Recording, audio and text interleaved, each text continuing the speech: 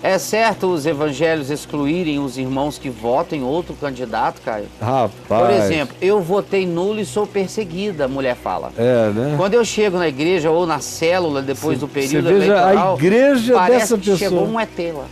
Olha, você veja como essa igreja não é de Jesus Cristo. É de Bolsonaro dos santos dos últimos dias. Bolsonaro dos santos dos últimos dias. Isso. Coisa pavorosa, minha filha. E eu acho a coisa mais louca do mundo é que eu nunca imaginei. Eu tô nessa estrada há quase 50 anos, pregando. Eu nunca imaginei que nós chegaríamos num tempo em que a igreja evangélica iria abraçar um candidato violento, tosco, rude, bruto, que chama árvores de essa porra. Você viu ontem? Não. Cara, ele falando. Você ouviu isso ontem, Chico? Acho que a minha mulher não acreditou. Disse, ele falando lá... Volta de novo.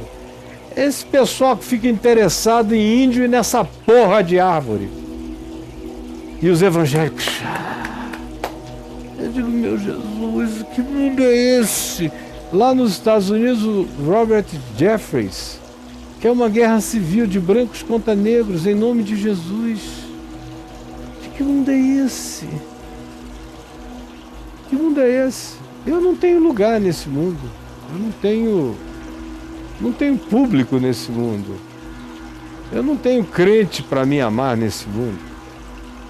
Eu não tenho cristão para me seguir nesse mundo. Por isso os ateus gostam tanto de mim, os agnósticos e sem religião, encontram uma identificação imediata, e os crentes me abominam. E vão me abominar até a minha morte, se continuarem assim, porque eles amam o que eu sou recomendado pelo Evangelho a não amar. Não amar no sentido de me entregar. Eu sou recomendado no Evangelho a orar por essas pessoas, mas não segui-las. Eu sou chamado pelo Evangelho a testemunhar a essas pessoas, ao invés de obedecê-las.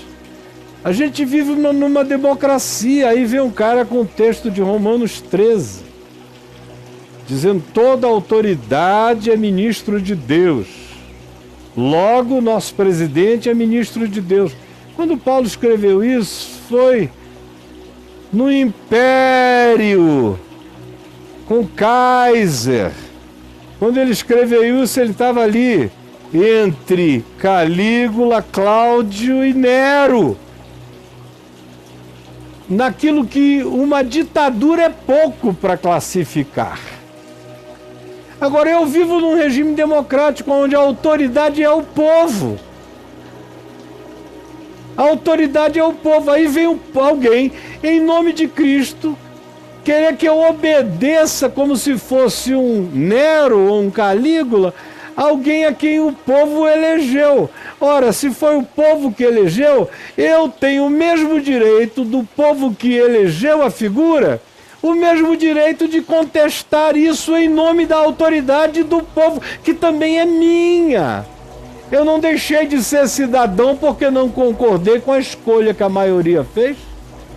Eu estou em nome da autoridade do povo e da democracia, exercendo o meu direito em Deus de profetizar contra essa loucura que vocês que dizem que são de Deus e não conhecem o Evangelho, nem as Escrituras, nem o poder de Deus, que são bonecos de obediência cega, não entenderam e não viram, e estão seguindo como ratos da multidão a loucura de um fluxo que na história inteira da humanidade sempre acabou mal.